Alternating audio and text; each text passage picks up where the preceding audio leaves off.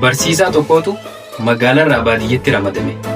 Yeroo kana barsiisaan kun osoo barsiisuu jiru boqonnaan bilbilame. Yeroo boqonnaadhaa kana gabbee baadiyyaa gaamanni kiraadhaan hin jiru waan ta'eef mana barumsaa cinatti goojjoo xixiqqoo takka ijaaraniif barsiisotaaf. Yeroo kana goojjoo san seenee nyaata dalagachuudhaaf akkuma boqonnaan bilbilame gabbee kana goojjoo sanii seenee. Osoo inni nyaata kana dalagu jiruuti shunkurtiin ijeessa guute. Hogga kana barsiisaan kun qolola shunkurtiidhaa fuudhee gurra jala kaate.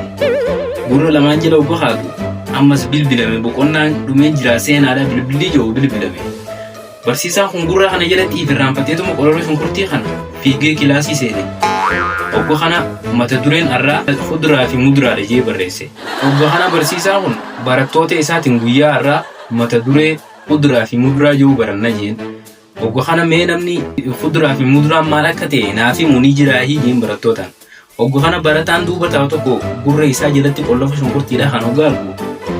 Yaa barsiisaa jeen uunoo fuduraa fi muduraan waan gurra kan keeyyala jiru sanii jeen.